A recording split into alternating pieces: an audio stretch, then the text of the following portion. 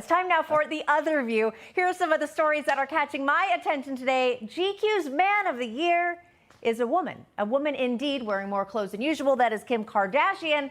Yep, it's true, wearing menswear. Kardashian using her platform to tell the magazine what she learned from her late father, Robert Kardashian.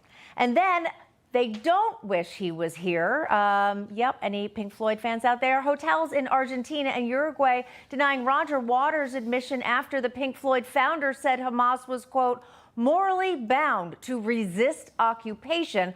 Waters is now blaming the Israeli lobby for the ban.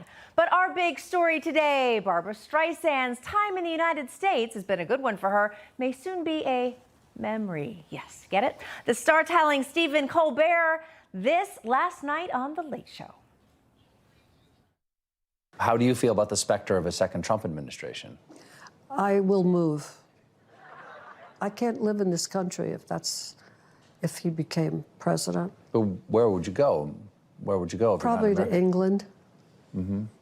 I like England. She likes England. Joining us now to discuss is Project 21 member, policy analyst Donna Jackson, and social media personality and author of Gender Madness, Ollie London. All right, Ollie, Streisand isn't the only one who wants to leave the States if former President Trump is reelected. Cher says, quote, I almost got an ulcer the last time. If he gets in, who knows? This time I will leave the country. Also, others are speaking out, but interesting because a lot of those who are saying they'll leave said that before President Trump was elected the first time around. Is this something is this a real threat, Ollie? Why are they bothering to say this? Do they want attention? Well, I think they do just want attention because if we look back to the 2016 election, we saw Cher, Barbra Streisand, Amy Schumer, Lena Dunham, and so many other celebrities threaten to leave America, and now they're doing it again. And, actually, under President Trump's administration, jobs was up, the economy was great, the border was under control. And now we have seen that really slide into an abysmal low in terms of border crossings, in terms of crime and homelessness. So it's actually anti-American for someone like Barbra Streisand to say that she wants to leave if President Trump, who really is an American patriot, he's a guy that fights for everyday Americans. He fights for jobs. He fights for border security. So, if she's going to leave, she better leave. But, I don't think it's going to happen. I think it's all virtue signaling.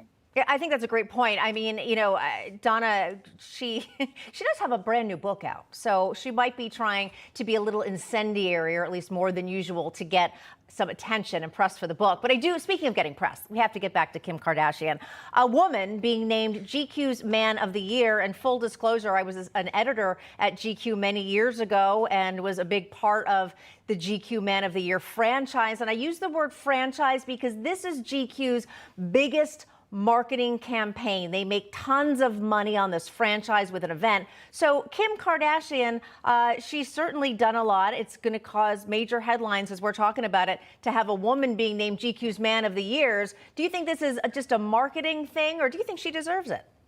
Well, for her, it's marketing. Designers have always designed for genders of both sides.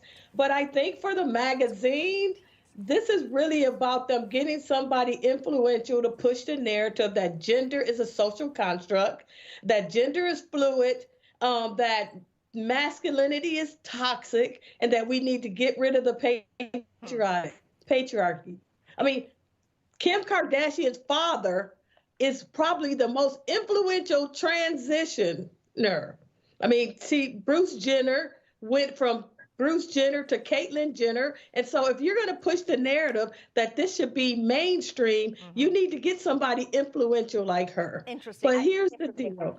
Gender it's a terrible situation because the Man of the Year is a woman and the Woman of the Year is a man. Okay, I do have to say this, Ollie, in the defense of the magazine and of Kim, she was also named GQ's Tycoon of the Year for her billion-dollar business Skims, which also just launched their menswear line. Ollie, we're just about out of time, but I have to get your thoughts on Kim. Yeah, absolutely. I mean, she is a fantastic businesswoman, so she does deserve to win that award. But, Kim Kardashian wasn't the only person to be named Man of the Year. 11 other women were named it this year. And Katrina, I really think it's just a marketing tactic because we know the magazine industry is struggling. People don't really buy print magazines anymore. They go online. So I think they're simply trying to drive clicks to their websites to, get people talking about VQ magazine again. And it's simply a marketing tactic. Excellent point. And I will have to say I was lucky to be there under the great tutelage of the deceased Art Cooper, who was a legendary editor. And to be honest, the magazine hasn't been even nearly as good since then. Donna Jackson, Ali London, thanks for being on The Other View. Thank you.